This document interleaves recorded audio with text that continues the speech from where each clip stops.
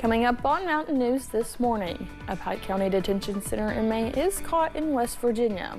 We hear from state police about the incident.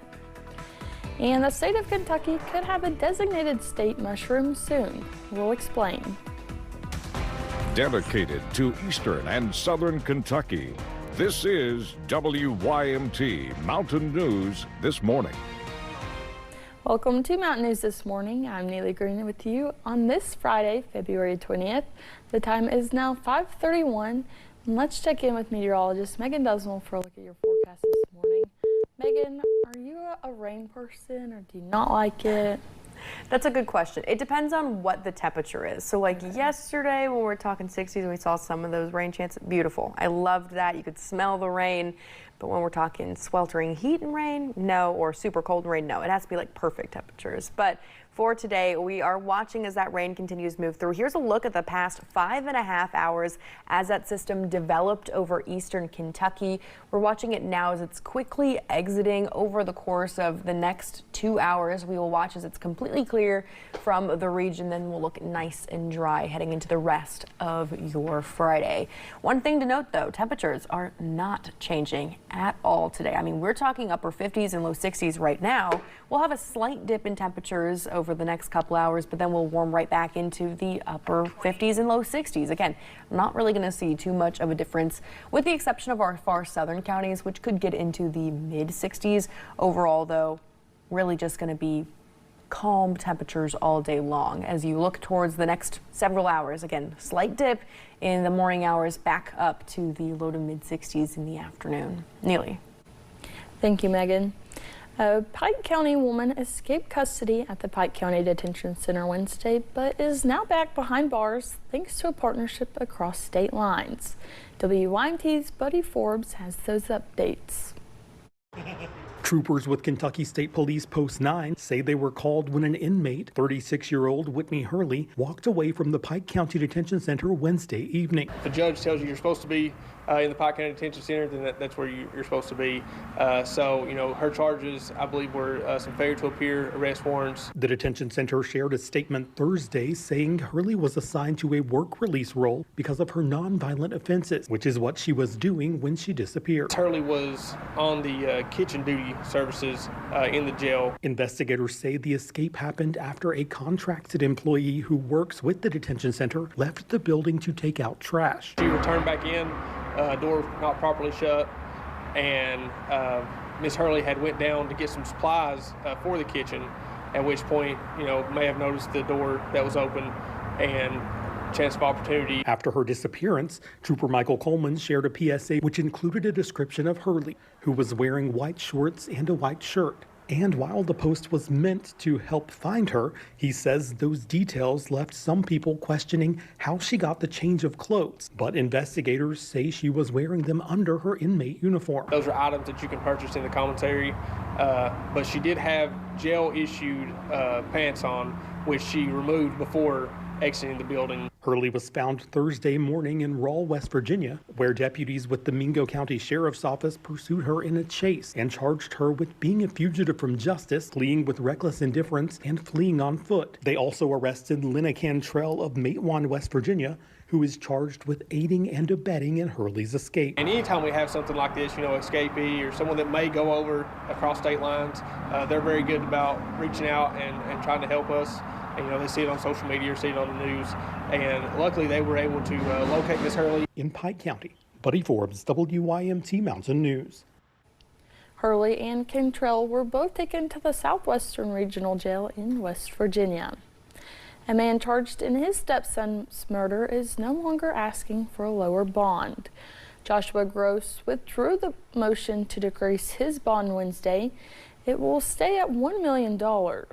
Gross was indicted for complicity in the murder of his stepson, Jaden Spicer. Jaden's body was found in a shallow grave in Breathitt County last August. Jaden's mother, Felicia Gross, was charged with the murder. She's supposed to be in court again in March. We do not know when Gross's next court appearance will be. We've learned more about the FBI's investigation into the London Police Department. The investigation focuses on how the department used a national crime database Newly obtained emails revealed the London Police Department was placed under a Level A sanction, which is a total suspension of use of Criminal Justice Information Services, or CJIS for short. Kentucky State Police cited recent findings of CJIS misuse as the reason for the suspension. Level A sanctions are imposed for actions like providing access for personal gain or sharing logon credentials. In a council meeting, Acting Police Chief Gary Mueller said a possible procedure error was being investigated. The London Police Department has not responded to our questions about the situation. The City Council is also investigating and requested search logs dating back to October 2024. One county here in the mountains will be seeing some water system improvements. Harlan County will soon see $4 million after Congressman Hal Rogers helped secure those funds. $2 million will be used for water treatment plant upgrades at Harlan Municipal Water Works. The judge executive says the system reaches more customers than just Harlan Municipal customers, but also the Black Mountain Utility District and the Kaywood Water District. The Harlan system, the way I've always tried to describe it, is really kind of like the heart of the entire system here, because it has so many different distribution angles away from the city that people are dependent on daily. Mosley says the fiscal court is evaluating the best use for the other $2 million. He adds there is not yet a timeline for the project as they are still waiting to receive the funds. The state of Kentucky could have a designated state mushroom soon thanks to a determined group of students at Letcher County High School. WYMT's McKinley Calandrino spoke to the students who wrote letters to Senator Scott Madden, who then filed Senate Bill 19. What started as an extra credit assignment for Wayne Cottle's biology class soon became a project that would grow far beyond the classroom. There was 3 questions. The first one was, what is the significance of a tree or a flower to represent a state? The second one was, should Kentucky have a state mushroom?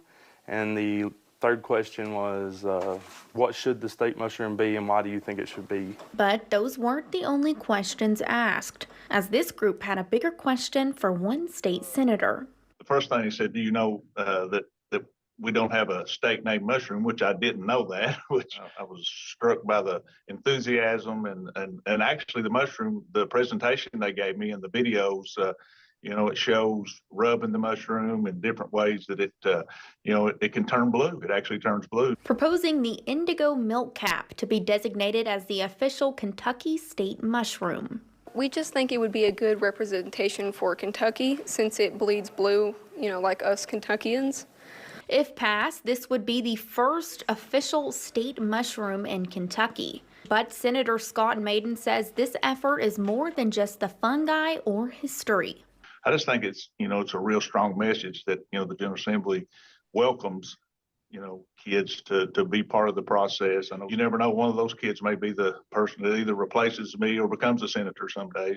And for the students, the lesson went far beyond extra credit. What I've learned from this is that it takes courage to speak up, but if you speak up, things can happen. Good things can happen most of the time. It just takes courage and the effort to make things happen. From a biology assignment to Frankfurt, these students are learning that sometimes change starts in the classroom. In Letcher County, McKinley Calandrino, WYMT Mountain News. The students will be in Frankfurt to present their presentation in front of the Economic Development Committee on Wednesday at 11 o'clock. A state senator is calling for new laws after a Madison County man died following an altercation with law enforcement. Senator Katara Herron filed a 3-part legislative packet which aims to change the way inmate deaths are handled. She says this became a priority for her after hearing about the death of Deon Watts. The altercation happened January 1st. Watts died 5 days later at a hospital. Watts' aunt says while it means a lot to their family to share their story in hopes of change, she believes it came too late. If this bill would have been in place, I feel like my nephew would have still been alive. The Richmond police chief says he is waiting for KSP's report to make a comment on Deon Watt's death. Folks in southern Kentucky are still recovering after being impacted by a deadly tornado 9 months ago, including in Laurel County. Jerry Raines, the emergency management director for Laurel and Whitley counties, says last year is still very fresh on people's minds.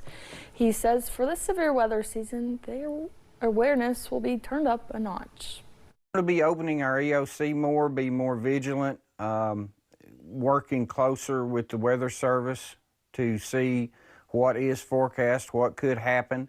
The storm severe weather season seems to be year-round now in Kentucky. While there are days like yesterday where some folks experience temperatures in the 60s and even 70s, there is also a prospect of cold and even snowy weather this weekend.